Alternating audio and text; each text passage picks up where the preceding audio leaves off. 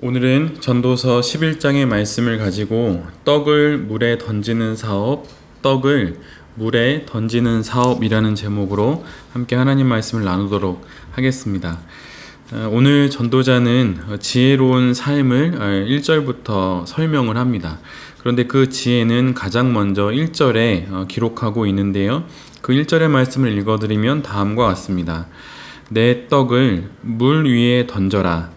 여러 날 후에 도로 찾으리라. 이를 번역한 다른 번역본의 성경을 보면 이렇습니다. 공동 번역은 돈이 있거든 눈 감고 사업에 투자해 두어라. 참고 기다리면 언젠가는 이윤이 되어 돌아올 것이다. 새 번역도 비슷하게 번역합니다. 돈이 있으면 무역에 투자하여라. 여러 날 뒤에 너는 이윤을 남길 것이다. 그러나 메시지는 조금 다르게 번역을 하고 있습니다. 너그럽게 베풀어라. 자선활동에 투자하여라. 자선은 크게 남는 장사다. 계란을 한 바구니에 담지 말라는 말처럼 여러 사업에 투자하라는 번역도 있고, 반면에 구제와 또 자선에 재산을 사용하라는 말도 있습니다. 그러나 실제 주석들을 찾아보면 오늘 본문 1절은 고대 민담과 관련이 있습니다. 그래서 떡을 물에 띄워 보내는 이것은 되갚을 능력이 없는 자에게 주라라는 뜻으로, 그렇게 하면 결국 자신에게 돌아오게 된다는 내용으로 이해하고 또 설명해 주고 있습니다. 투자든 구제든, 그러나 오늘 본문은 자신이 가진 재물을 품에 가지지 말고 사용하라는 의미로 볼 수가 있습니다. 사업을 하면서 안전한 모험은 있을 수가 없습니다. 이것은 마치 동그란 삼각형을 그리려고 하는 것과 같은 것이죠. 동그란 삼각형을 입으로는 말할 수 있고, 또 그 모양이 뭘까라고 하며 잠시 머리에 떠올릴 수는 있지만 그것은 실제하지 않는 것입니다. 이와 같이 사업에서의 안전도 마찬가지이죠. 예전에 제가 다니던 고등학교의 교훈은 의사였습니다. 의에 살고 의에 죽자, 이런 교훈이었는데, 고등학교의 교훈이라기보다는 마치 군대 구호와 같아서 그때도 조금 이상했던 기억이 있습니다. 그런데 구원받은 성도의 삶은 모생모사라고 할 수 있습니다. 모험에 살고 모험에 죽는 것이죠. 사업을 하든 목회를 하든 또 인생을 살든 모든 이에게, 그리고 성도에게 불안은 있습니다. 그러나 그 불안은 해소의 대상이 아닌 모험의 대상입니다. 현실은 늘 불확실하지요. 그래서 불안합니다. 우리가 지금 겪고 있는 오늘의 현실이 그 불확실성을 그대로 보여주고 있습니다. 어느 누구도 예상하지 못했던 그 불확실성의 한가운데를 우리는 지금 온몸으로 겪으며 또 지나고 있습니다. 앞으로 어떻게 진행이 될지 알 수 없지요. 그러나 역사 속에서 대공황이든 IMF 사태든 세계적 금융위기든 그리고 자연재해든 모든 것이 예측에서 벗어나 일어났습니다. 비록 이후에 뒤돌아보며 분석하여서 원인을 찾지만 그 다음에는 전혀 다른 원인으로 전혀 다른 일들이 발생하기도 합니다. 오히려 점점 이런 일들이 복합적인 원인과 또 이유들로 인해서 더 많이 발생하고 있는 것 같기도 합니다. 현실은 복잡하고 또 인간이 다 알 수 없기에 불확실합니다. 이것이 인간의 한계이죠. 그런데 이 불확실을 제거하여서 모든 상황을 확실케 하려는 생각들을 사람들은 갖게 됩니다. 그러나 이것은 불가능한 일입니다. 이것은 마치 잡을 수 없는 불을 손으로 잡으려고 하는 것과 같은 것이죠. 제게는 아들이 있습니다. 아들 민율이가 작년에 처음으로 학교에 입학하여서 가을에 열리는 체육대회에 반대표로 개주에 나갔었던 적이 있었어요.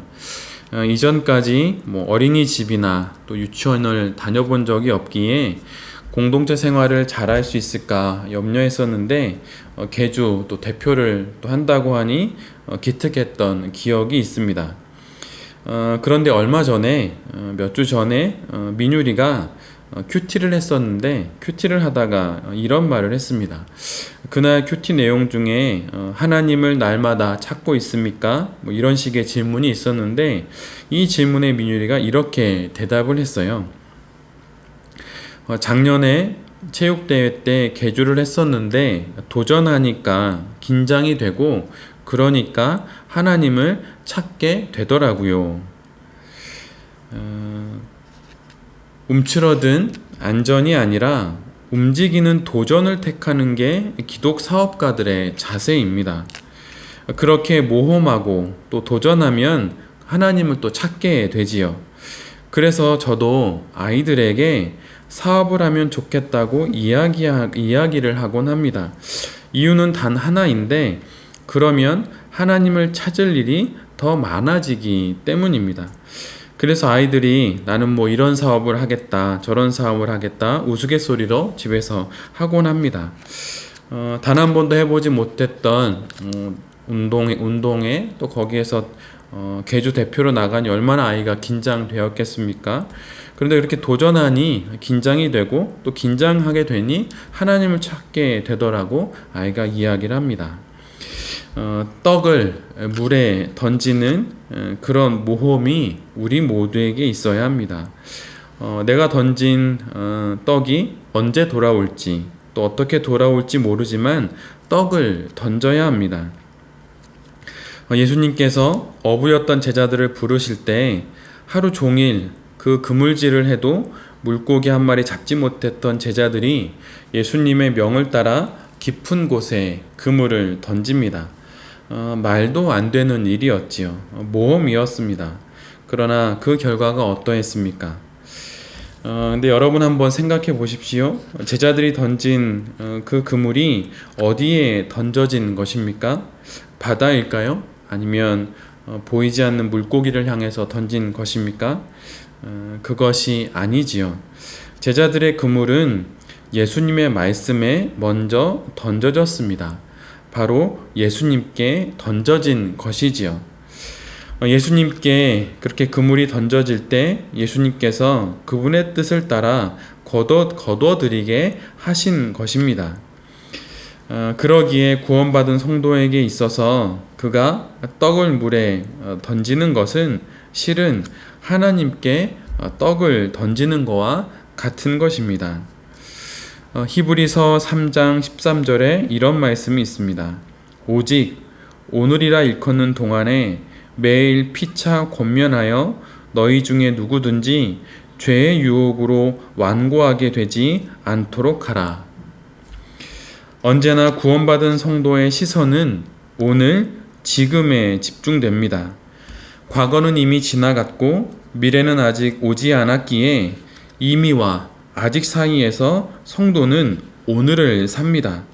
여기가 성도의 자기 자리, 성도의 제자리입니다.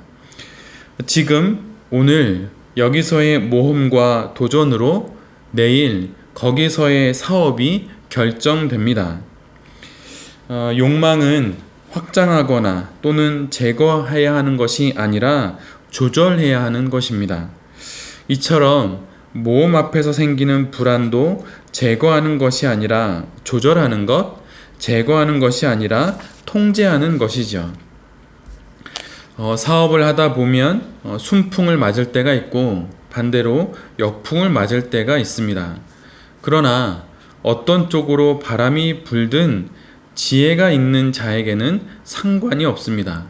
왜냐하면 돛대의 방향을 바꾸어가며 앞으로 나아가기로 결정했기 때문이지요. 떡을 물에 던지기로 이미 결정했기 때문입니다.